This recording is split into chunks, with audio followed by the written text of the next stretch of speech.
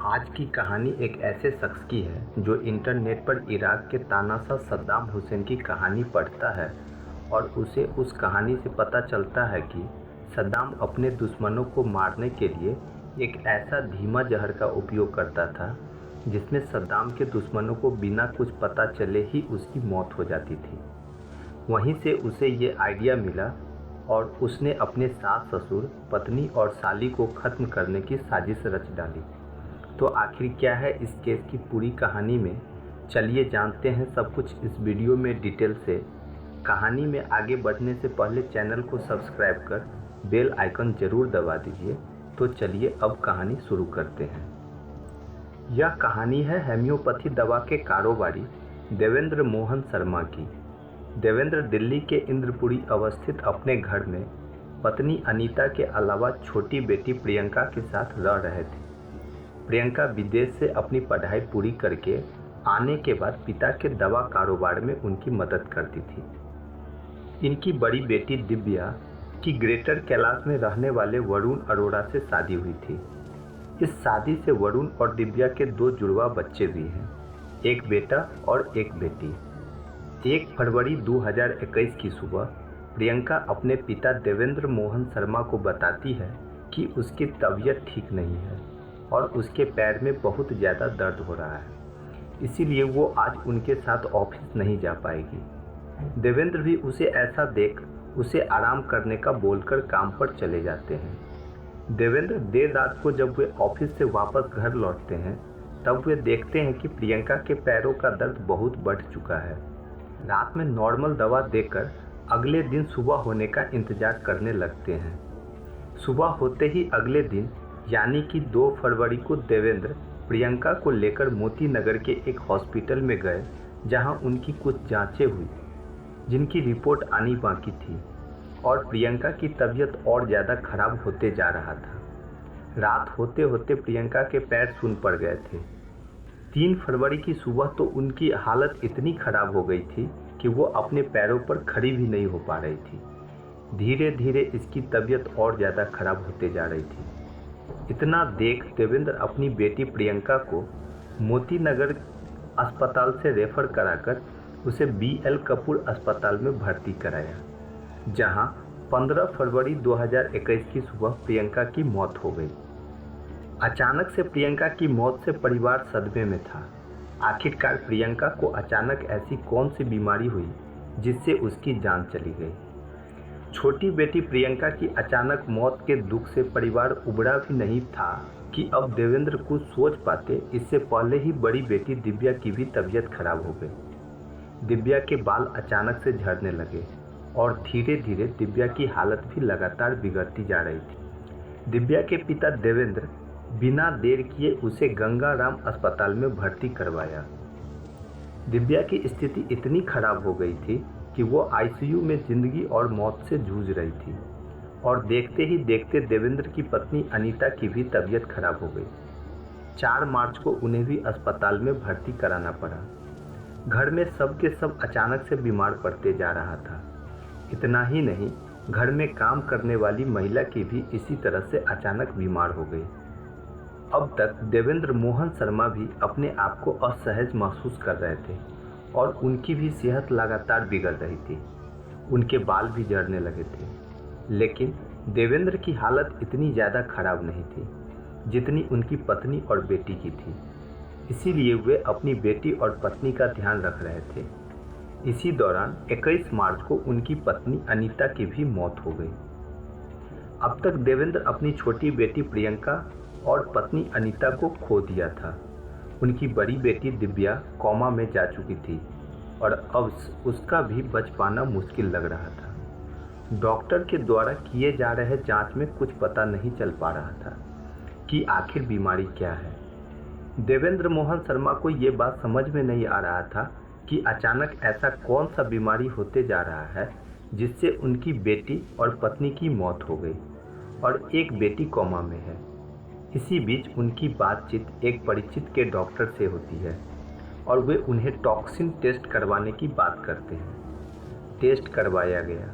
ये जांच शरीर में मौजूद जहर और जहरीले केमिकल की उपस्थिति का पता करने के लिए की जाती है। डॉक्टर की जांच रिपोर्ट आ गई थी और इन सबके शरीर में एक धीमा जहर, जिसका सोशल मीडिया पर नाम उजागर करना उचित नहीं है, उसके होने का खुलासा हुआ। यह एक ऐसा धीमा जहर है जो धीरे धीरे जिंदगी को खत्म कर देता है और शरीर में पहुंचने के कुछ घंटों के भीतर ही मांसपेशियों में दर्द और सुन्न होने जैसे लक्षण महसूस होते हैं। कुछ दिनों के अंदर बाल झड़ना शुरू हो जाते हैं, धीरे धीरे मांसपेशियां बेकार होने लगती है और याददाश्त चली जाती है और आखिरकार इंसान की मौत हो जाती है। जांच रिपोर्ट में धीमा जहर की पुष्टि होते ही देवेंद्र मोहन शर्मा अचानक से चौंक गए। उन्हें कुछ याद आया और उन्होंने 23 मार्च को पुलिस स्टेशन में जाकर अपने दामाद वरुण अरोड़ा के खिलाफ शिकायत दर्ज करवा दी। पुलिस मामले को गंभीरता से लेती है और पुलिस की एक टीम वरुण अरोड़ा को गिरफ्तार कर लेती है। पुलिस वरुण अरोड़ा से पूछताछ करती है, हालांकि वरुण ने पुलिस को कुछ भी नहीं बताया। पुलिस उस रात वरुण को छोड़ देती है और उसे घर जाने की अनुमति दे देती है। वरुण उसी रात अपने घर में रखे धीमा जहर की थोड़ी सी मात्रा खुद भी खा लिया, जिससे कि पुलिस की जांच में उस पर शक न हो। वरुण 24 मार्च की सुबह अपने घर पर लैब वाले को बुलाता है और अपना भी टेस्ट करवा लेता है, जिससे पुलिस जांच के क्रम में उनके शरीर से में भी धीमा जहर की पुष्टि हो जाए। पुलिस वरुण अरोड़ा को तत्काल छोड़ तो दी थी, पर पुलिस की नज़र वरुण पर थी। अब पुलिस वरुण को उसके अगले दिन फिर से गिरफ्तार कर लेती है, लेकिन जब अगले दिन पुलिस वाले अपने तरीके से इससे पूछताछ की तो उसने सब कुछ सच उगल दिया। दरअसल बात यह थी कि 31 जनवरी को दिव्या अपने पिता के इंद्रपुरी वाले घर पर गई हुई थी, जो वरुण की पत्नी थी। उसी दिन दोपहर करीब 3 बजे वरुण भी अपने ससुराल पहुंचा। वो अपने साथ सभी के लिए मछली करी बनाकर लाया था। उस वक्त घर पर उसकी पत्नी और बच्चे के अलावा सास अनीता और ससुर देवेंद्र भी थे। वरुण अपनी पत्नी समेत सभी को मछली करी खिलाई, लेकिन वरुण अपने दोनों छोटे बच्चों को ये बोलकर मछली करी नहीं खाने दिया कि उन्होंने अभी अभी दूध पिया है।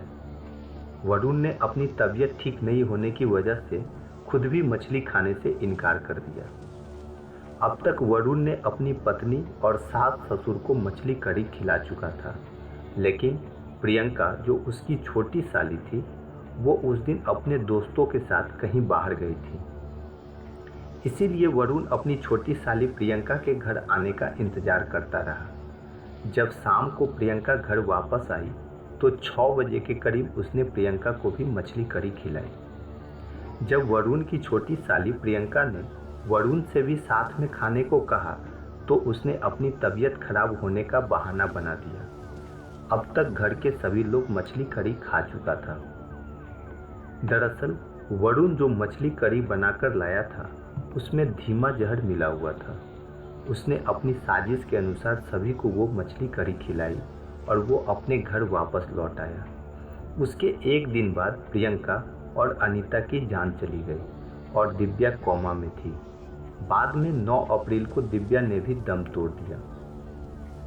वरुण अरोड़ा ने धीमा जहर देने से पहले ससुराल वालों को किसी अन्य तरीके से मारने की भी योजना बनाई थी, लेकिन उसे डर था कि ऐसा करने से उन लोगों को तुरंत मौत हो जाएगी और वो पकड़ा जाएगा।